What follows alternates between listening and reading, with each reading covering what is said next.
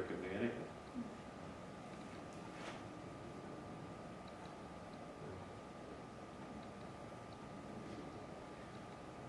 Question. So you would say that the fundamentalist is on sort of off balance to the right. Dysregulated. First of all, fundamentalist, that's sort of an oxymoron. It should be no fundamentalist. Okay. I'm just kidding. No, Because they have no fun. But what's the opposite when you get sort of on the left to the extreme? What do you become then? It's sort of you start thinking you're a saint. But You love everybody and everything.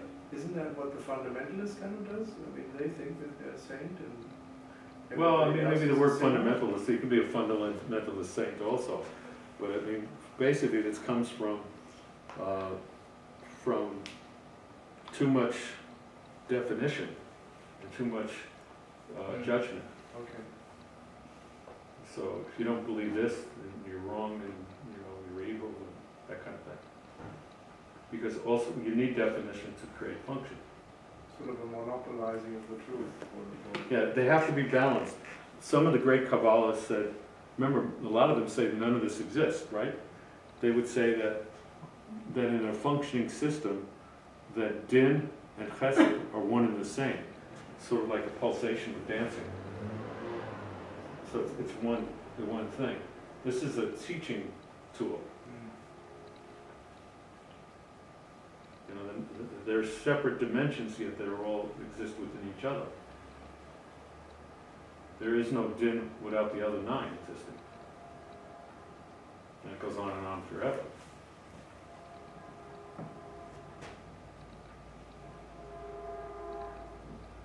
Any other questions? There should be a lot of questions. Did I overwhelm everybody?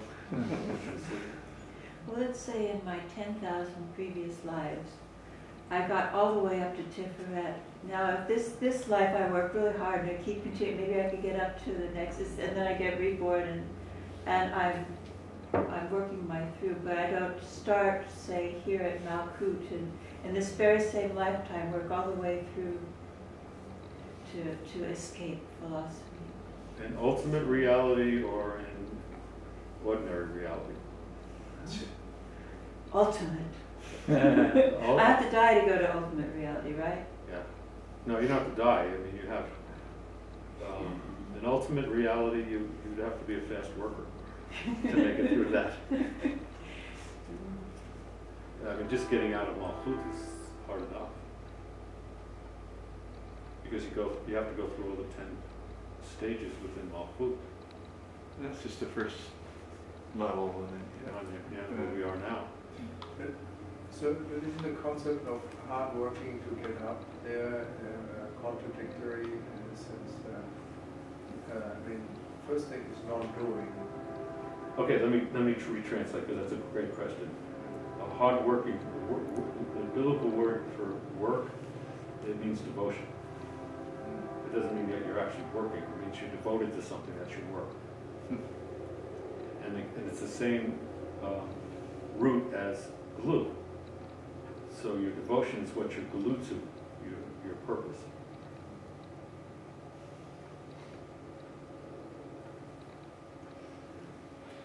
It's a very good question because once you start, Hebrew is structured very differently than English. And so the Calvinists got that wrong. They misinterpret. They were doing a literal translation. You know, I don't want to get into a religious thing here, but when the fundamentalists saying we should have dominion over this earth, it's a mistranslation. It really means we should be part of respecting this earth. Not that we conquer it. It's all ours to take. I mean, that this earth was given to us as a grab bag. You know, it's a lot of it's very bad translations because it was the original 5 books of Moses was translated into Greek, and in Hebrew and Aramaic, it's totally different concepts. In Greek, it comes out very different.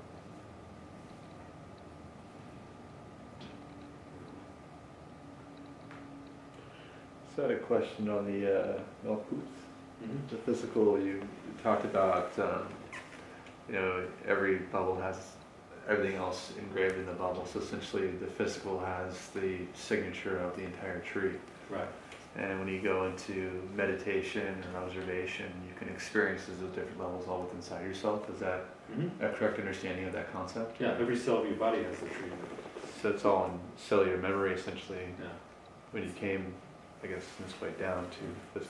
It depends on the level of your focus. Hmm.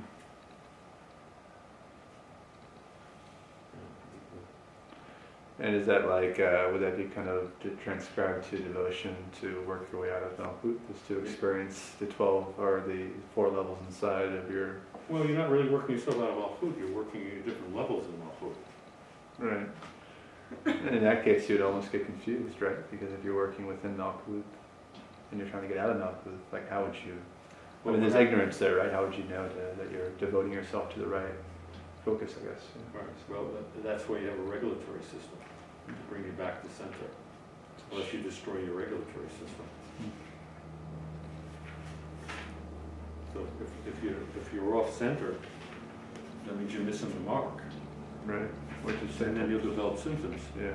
And if your symptoms are your guides back to the mark, and you do something to suppress the symptoms or to distort the symptoms, it's like being lost in a wilderness and you decide to erase the map and create your own map. Mm-hmm. You're going to get increasingly lost.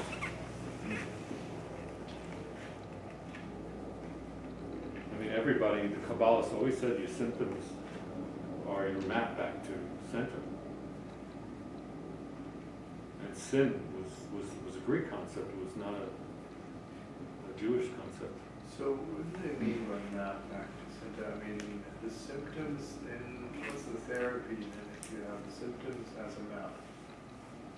Well, that's pure Kabbalah, and it's also pure Hanuman. And it's also G. Cotillion. He didn't get it from, he didn't make it up, he got it from other people. G. Cotillion is the earliest one I found in the 14th century, who said that we come in with a blueprint from Yesod, the level of heaven. We descend into physical life, and then when we distort our blueprint, we get distracted, we create symptoms, we create pathology. And the pathology is to find something similar in nature to bring us back to our own true being and our true purpose. And so that was the law of similars. So you don't suppress it with something that's opposite. You don't give somebody a poison thinking that's going to make them well. That was the tradition. So on the spiritual, those two zero that we talked about, neither of them are in the center, a single-minded focus for the altruism. Right. They're all regulatory. So the If we're on the center, you wouldn't need a tzaddik. You wouldn't need a righteous person. You wouldn't need that level of wisdom. If you just want to move on, you go into the light, go past that. Which is an option, which is a different class. What are our options? We should talk about that because there's always 6 options. This is just one. You have 5 others. What do you, I mean, this is just one, according to what? You can decide to become, if you get that far, you decide to become a righteous person and stay here for everybody. But you have 5 other options. It's not destined that's what you're going to do. You might decide it's not worth it and go through the iron and start all over again in a completely different physics and series of existences and universes. But you're not saying that there's 5 other options within that zero. Oh, there is. Just remember each one exists within that one. Within the tree, you always have 6 options. Right. So you always have, where are we? So this is the level of the brain in terms of the physical part. But you always have the,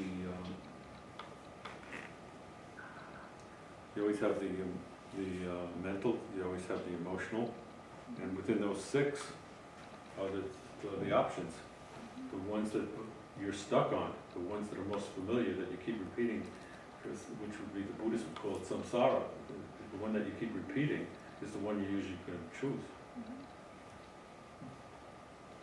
So you might want to step back and do nothing and look at all your options. And then when you make your choice, and then to rest, that's the seventh. This is the non-doing level, and then when you've healed the wound, you start your action, which is manifesting consciousness.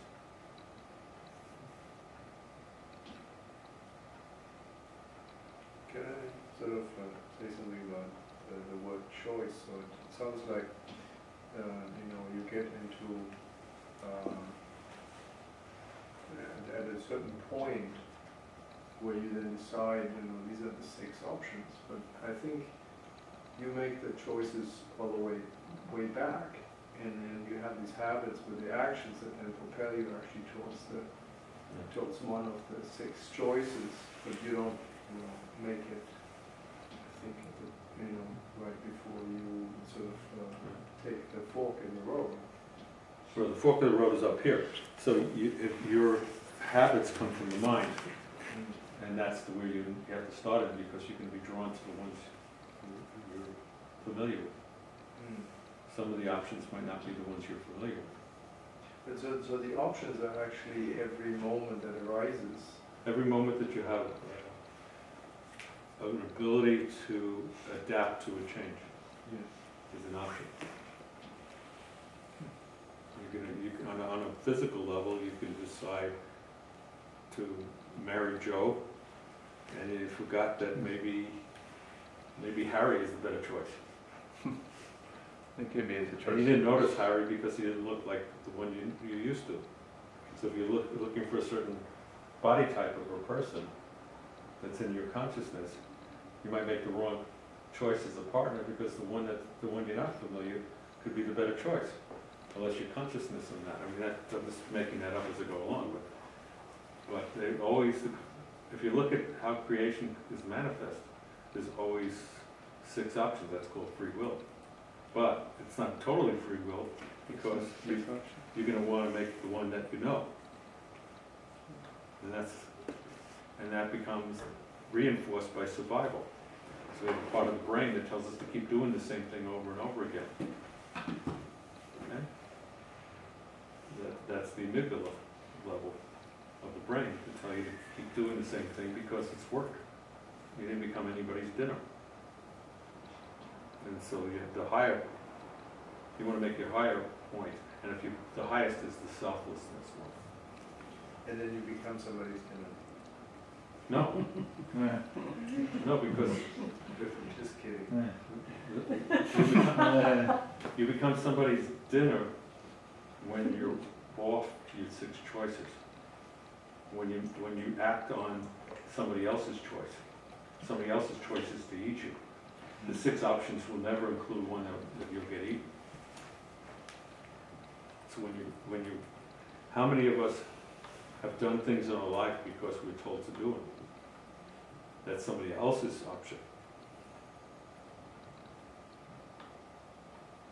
That's not your own.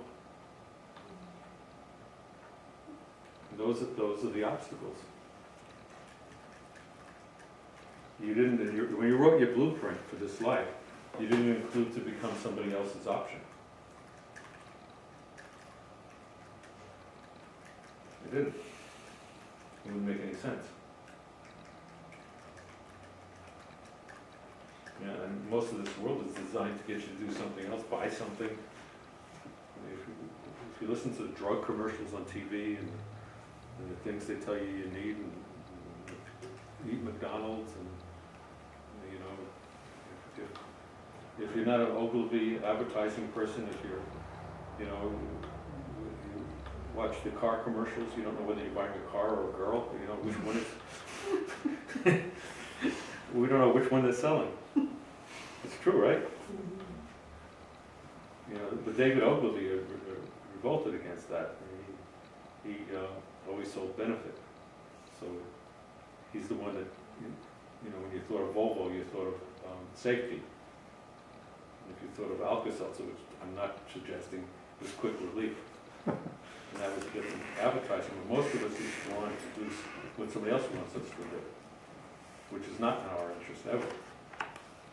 Our interest is always to be ourselves and to be authentic and true to ourselves.